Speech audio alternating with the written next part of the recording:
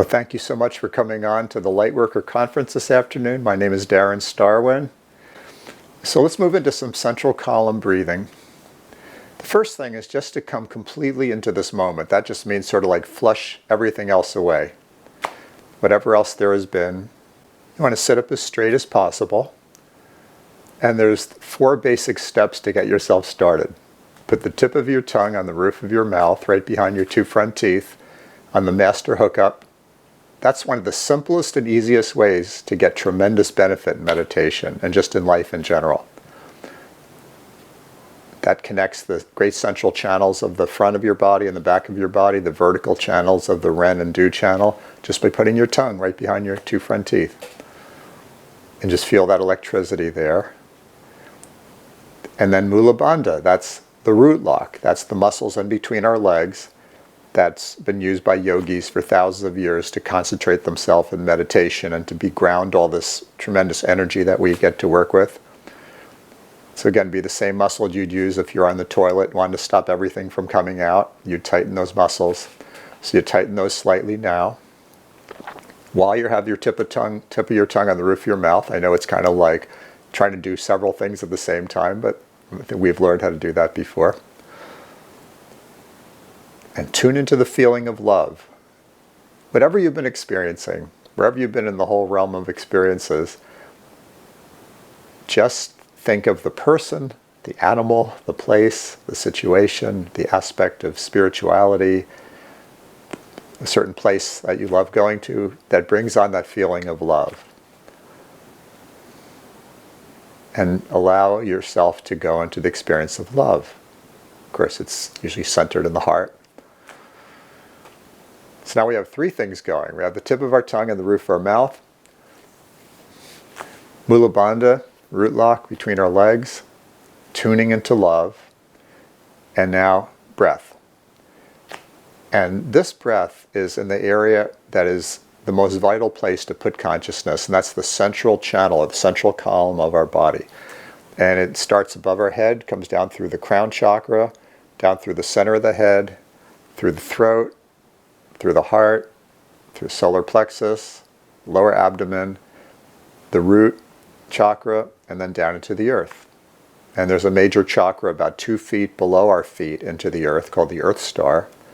And then about 2 feet above our head, there's one that's called the 8th chakra, which has to do a lot with your higher purpose. And then there's other chakras that go above and below. But the main thing is just intend and imagine that you're breathing energy and light and breath down from above, down through the central channel of your body. And so you use your visualization and your breath to breathe it in, continuing to have the tip of your tongue on the roof of your mouth and Mula Bandha. When you get your breath to this area of the chest and the belly, like the upper belly and the chest, you hold it for a little bit. And just enjoy the pleasure of that breath, and then breathe it out down. Down to the earth. Enjoy connecting with the earth. That's a wonderful feeling. And then when you're ready to breathe in, draw it back up. Can continue to do Mula Bandha.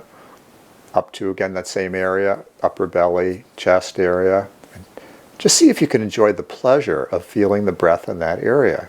Because it truly is pleasurable when we slow down enough to enjoy it. And then breathe out upward through the throat, center of head, top of head, out to your higher cosmic chakras, and then reverse it, breathe it down. See, we can do all these things at the same time. And then down through those upper chakras into this area again, hold it, luxuriate in it, enjoy it.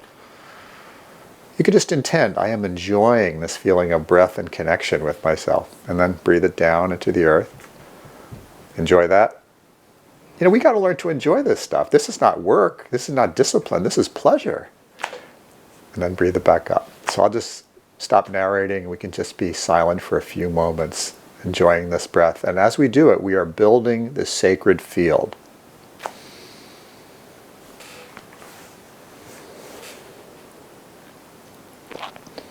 And never worry if you feel like you get distracted. That's the process of mastery. You get distracted, you bring your mind back. You get distracted, you bring your mind back. You get distracted, you bring your mind back. That's how it works.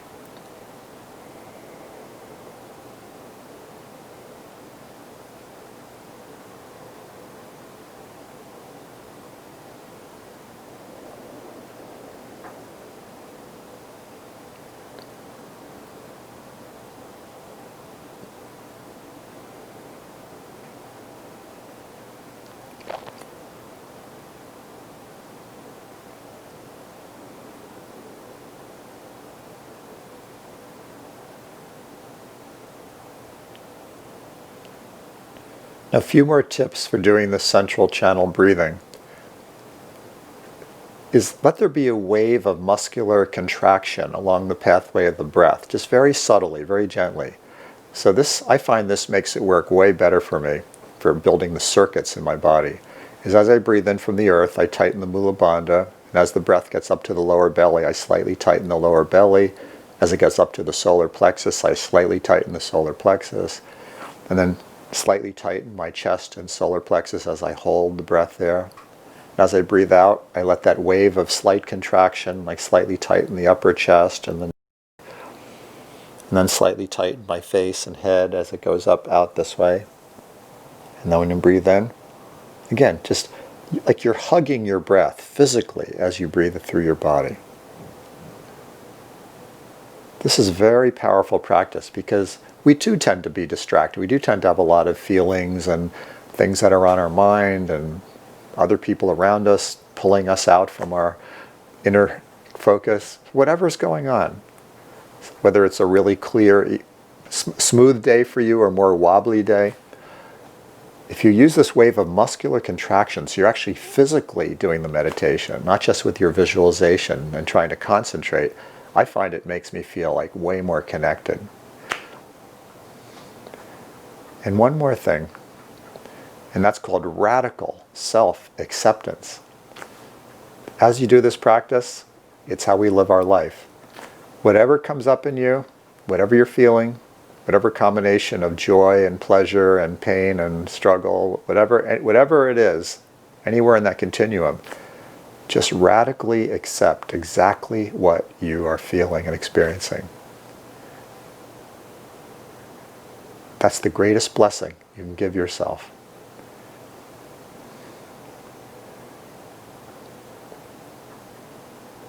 Because whatever you're experiencing is a gift. Whatever you're experiencing, there's some opportunity in it.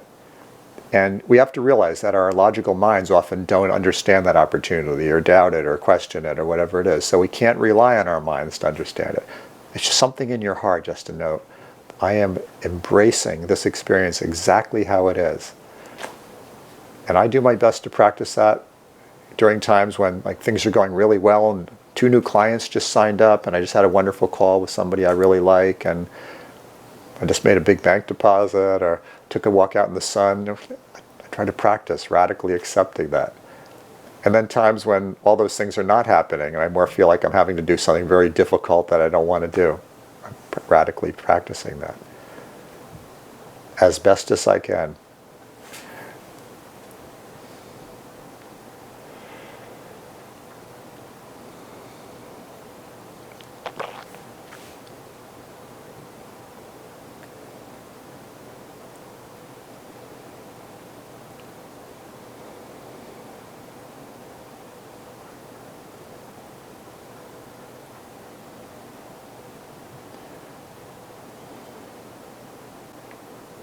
But one thing I want to share is that we are in an extraordinary time, like an unprecedented time. This is not like the time we grew up in even a few years ago or a few decades ago. It's not like the time that our parents grew up in or our grandparents or any of our ancestors. It's really a different time.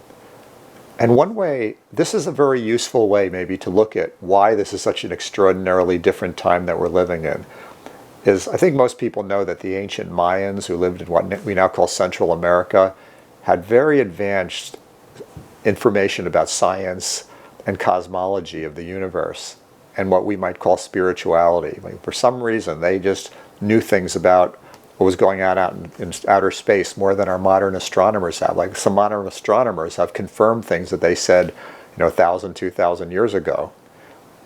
And they worked a lot with the numerology and the sacred geometry and time and the multidimensionality of the cosmos, like a lot of things that now quantum physics is rediscovering.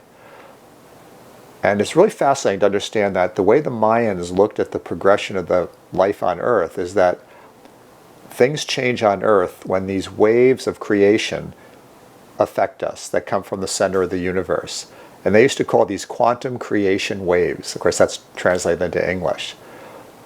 So on a really brief, short level, because I want to keep this very brief, the first quantum creation wave came to Earth, one-celled organisms started forming. Like, that was the first wave. It was just the beginnings of life. And then many, many millions and millions of years later, the second quantum wave came, and then multicellular organisms started forming. And then some huge amount of time later, the third quantum wave came, and then like plants, as we know it, started forming, and very simple animals. And then millions of years more, the next quantum wave, and then maybe more complex animals and plants were forming. Then the next one, human beings were able to form that have an actual intelligence that could look at objectively at the world and reason and things like that. And then, I'm not getting this exactly right, this is sort of paraphrasing this. And then the next, I think it was at the fifth or sixth wave, human civilization was pretty advanced, but we lived in a very, you might say, heartfelt state of oneness. We didn't have technology, didn't have so much of a big rational mind, and it was more like a feminine, goddess-oriented society where people felt more in touch with the earth. And then there was another quantum wave that came in about 3000 BC, where the idea of this ego and this rational mind and the more male-oriented consciousness started becoming more predominating on the sixth quantum wave. And more war started, and more seeing the earth as something to harvest from and exploit and mine from, and roles between the sexes, and things really changed a lot. And basically different quantum waves have happened, and then there was another change in that direction. Then we had a quantum wave where more technology started being created. That was more like the 1800s, the Industrial Revolution. And then I guess that was maybe the seventh quantum wave. Then the eighth quantum wave was when computers started becoming this huge thing, like in the early 2000s and late 1900s. In the year 2011, we entered what they call the ninth wave, which is the final wave. And at the time of the ninth wave, this is really mind-blowing. All 9 waves, going back to the first wave that started life through all those different stages, all exist at the same time. Like, we are swimming in a soup of every bit of experience that has ever happened on this planet or in the cosmos, going back to like before the dinosaurs were here, and when we used to have more of a matriarchal society, and it was more like respecting the earth. And then when the patriarchal society came in, that was more controlled by male practice, as we have now. That's at the risk of destroying our planet at this point. And then this spiritual experience of oneness and Christ consciousness, which the ninth wave brought in, it's all happening together right now. So you can forgive yourself if you feel a little discombobulated, if you feel a little overwhelmed sometimes, or uncertain, or have so many different kinds of experience happening at the same time.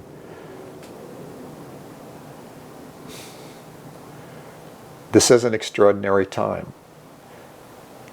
And all this cosmic energy and all this different forms of creation energy are just bringing up to the surface anything that we would consider hidden or repressed or subconscious parts of our mind and our psyche, and conflicts between groups of people, and racial conflicts, and different society conflicts, and between the male and female, and between the left wing and the right wing. Everything is just hyped up and hyped up and hyped up because this ninth wave is bringing everything to the surface.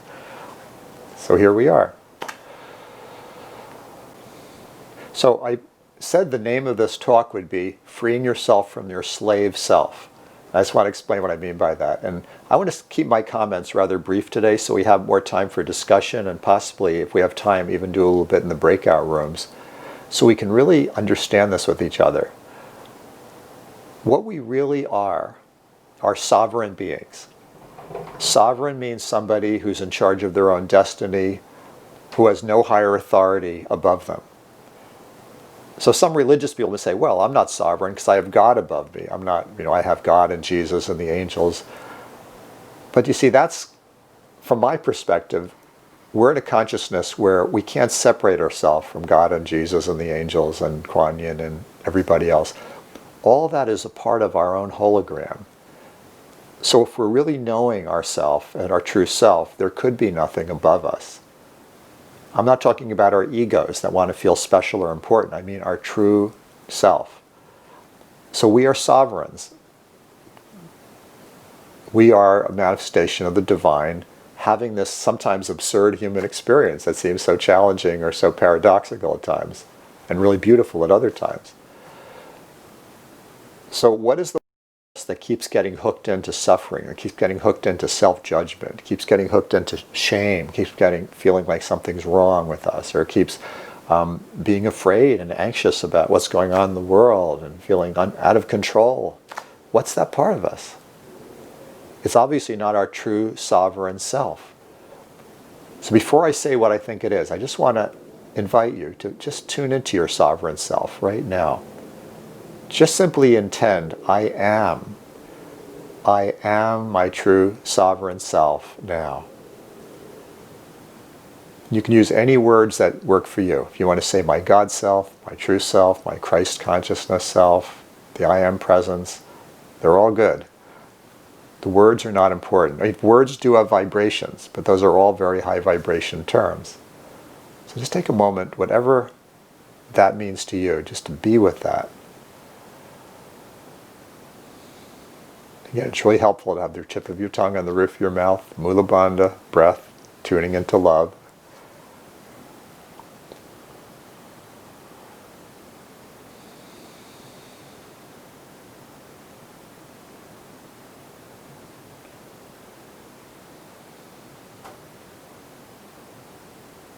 That part of you that is here, that can say, I am here, I am here, I am here, I am the divine, I am presence, I am love. That's your true sovereign self. Now these other voices that seem so wobbly or negative or doubtful or self-judgmental or whatever, judgmental toward others, that's what we can call the slave self. And what is the slave self? I've actually used that term a few times, and I think some of the early Lightworker conferences back last spring, and I've written about it a few times. But there's one woman I've been following a lot recently who uses that term a lot more. She's called Oracle Girl, and I've gotten some really valuable teachings and inspiration from her. But she uses that term a whole lot more, so I've started using it a little more too. I pulled it out of my archives. And what that really means is that there's this human part of us that is subject to all those ups and downs, that is holding all this like old pain from the past. And a lot of that may have caused different degeneration in our bodies or different issues that we're dealing with. And this part does feel afraid a lot of the time because it feels like it's not in control. And the thing that's probably most important to look at is this part can be manipulated. And it is often manipulated. And I don't want to go into that whole discussion. Last week I talked about conspiracy theories, and there was a lot of talk about that, so we don't need to repeat that again.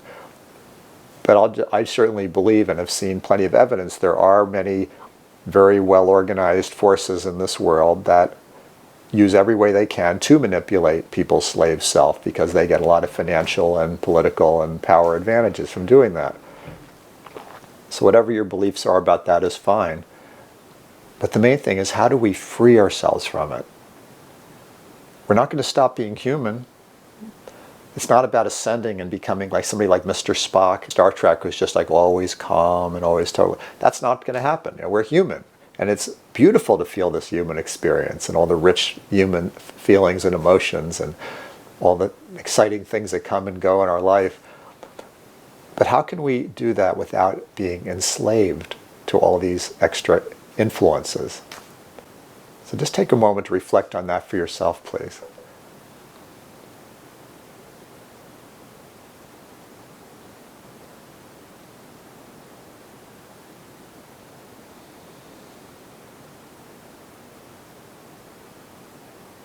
What does it take for that sovereign part of you that is truly love, that is really your truth, to be predominant in your experience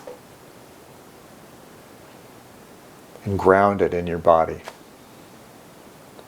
Well, I can just say that there's two things that clearly work of many other possibilities. That is the reason this Lightworker conference exists. And one of them is group amplification. I've repeated this probably every single time I've ever talked here because I love this phrase from Jesus so much. When two or more are gathered in my name, there I am also. And he was not speaking as a human person saying that. He was speaking as the divine presence saying that. When two or more are gathered, invoking this presence of their true divine self, it amplifies. It makes it easier to feel it.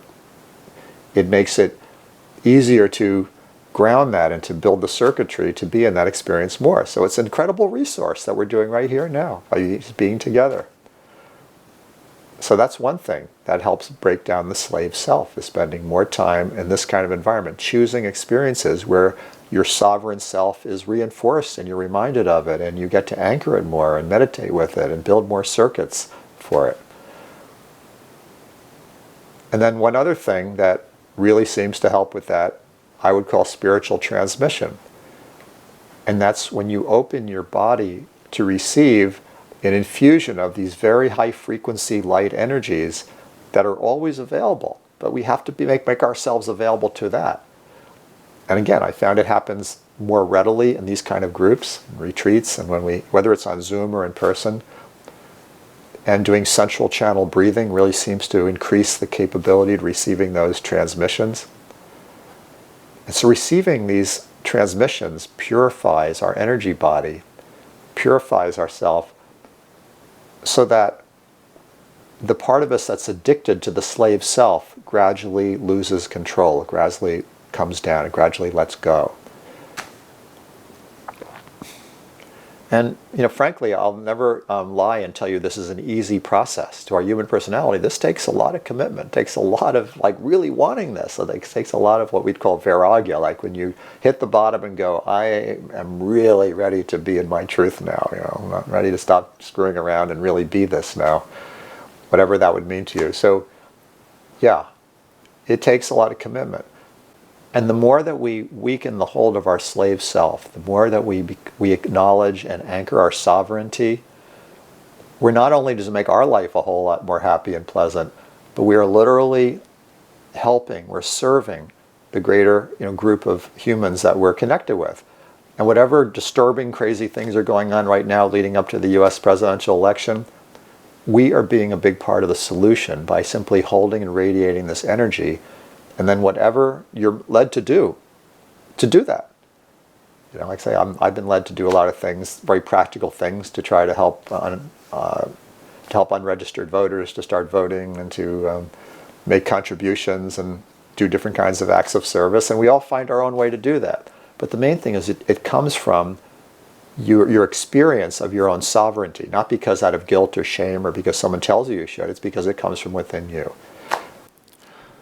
So I mentioned earlier that two of the greatest tools we have, which are free of charge and are available right now, is being in this presence, this group amplification that we are with each other, and receiving transmissions. And transmissions, you have to know what kind of transmission you're receiving. A transmission from your own divine self, not from anything else.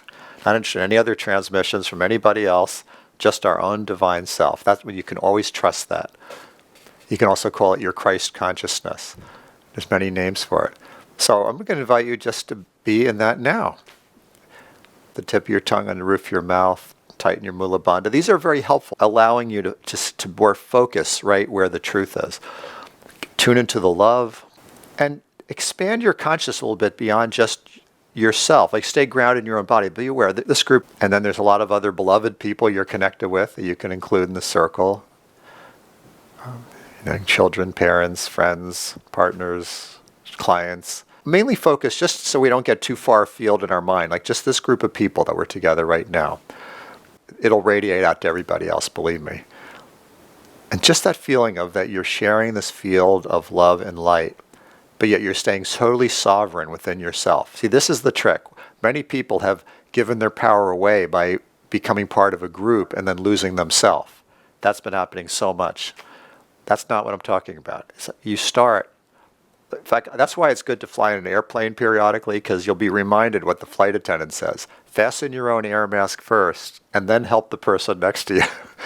So you got to remember that. So first fasten your own air mask by getting in your own central column, loving yourself, breathing. And once you feel like, yeah, I'm here, then extend that out to everyone else. If you do it the other way around, it can be a little bit dicey. Okay, so connect with yourself, fasten your air mask, now help the person next to you by radiating love and light to them, which is not a trying, it's not a doing, it's just allowing, it's enjoyable. And know that your true self is absolutely qualified to radiate love and light, whether your personal self thinks you're good at it or you're, a good person or not. Does none of that mean? That's all the slave self. See, that's the slave self, the part that keeps evaluating yourself, that has a list of faults about yourself that you have to keep talking about or thinking about or worrying. That's the slave self. If you want to know what it is, that's it precisely. So just not from the slave self, but from that sovereignty, I am who I am, and I'm now the overflow of this light and light. I'm radiating it. 2 or more are gathered here, and I'm taking this offer. If 2 or more are gathered, there I am also. Sign me up. Yeah, so take that offer if you feel so inspired to do so. Remember, it's always up to you. And now transmission is not something our minds are going to make happen. I've just learned as a quantum healer, I do sessions almost every day with clients. A lot of them are over Zoom, some of them are in person in my office. And what I've learned, which is so precious, is that when I get out of the way and allow, miracles happen. That used to be hard for me because I'm a real doer. I'm really somebody that loves my Accutron and my microcurrent and all my techniques and all the different intellectual knowledge and teachings and esoteric books and all. Let go of all of that. And like right now at this moment, I am aware that there's a download going on at this moment. So if you just let yourself become quiet and centered in your heart, there's a download right now of high frequency crystalline light. Just relax, hold still, let it move through you. If it feels right to you, you can silently say yes.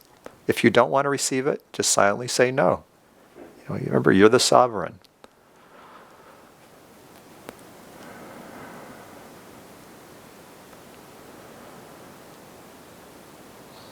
Maybe you'd call it subtle. Maybe it's real obvious to you, but it's definitely here.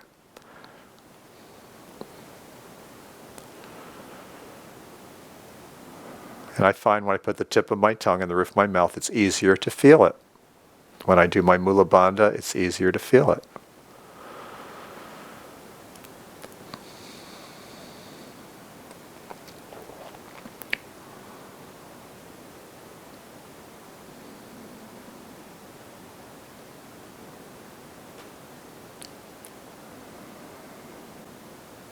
I am now receiving this transmission of my true self.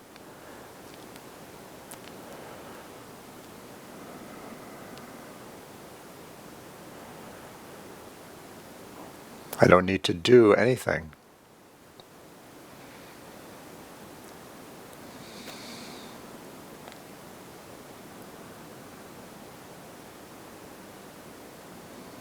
By simply being in this presence together, we're fulfilling the 2 or more are gathered, there I am also statement.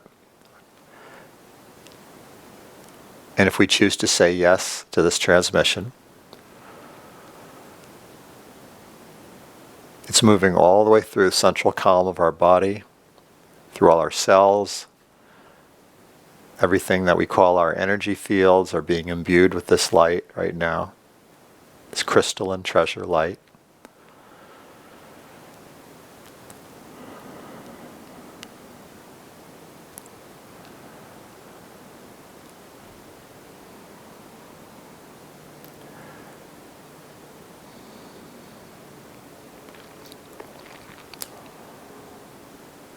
Whatever arises in you, you can just simply let it go into this light. Almost like imagine that there's this sacred fire in front of you or inside of you, and every thought that comes up, every feeling, feed it into the sacred fire of love.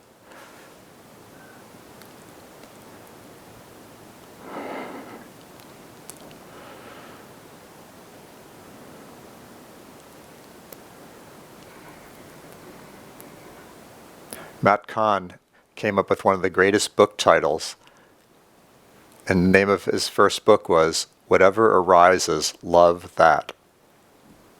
Just reading the title gives you like the biggest virtue. Just whatever arises, love that.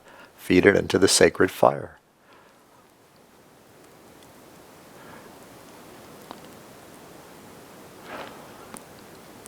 And relax your body. Like relax so that if you want to take more of this light in, then you just relax it and accept it.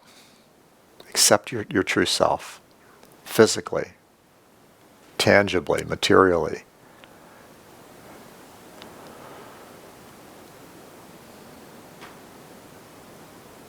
And if you're able to feel this clearly, this energy, this transmission that's coming in now, dig it, enjoy it. If it's not so easy for you to feel it, maybe you're wondering what is he talking about, you can just trust that you're here and you're receiving whatever you need. This transmission brings us into the silence, which is the place that everything arises from. It's also called the quantum field or the unified field.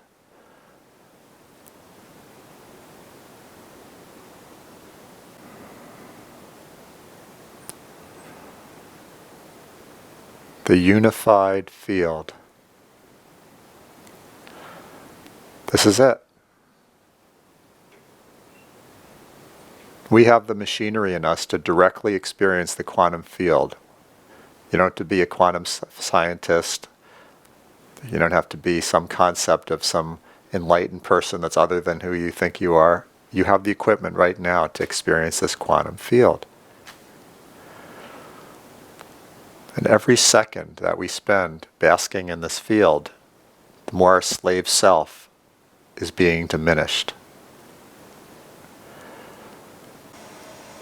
And I can tell you right now that this field is going out to all our beloveds that are not on this conference call.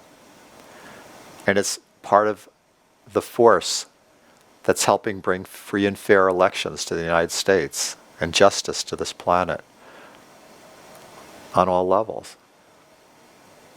This is ultra powerful stuff. And you are all transmitters. So you can allow, we're all contributing to this transmission. I'm not doing it. This is not a Darren transmission. We are all contributing. Our own I Am presence is contributing to this transmission right now.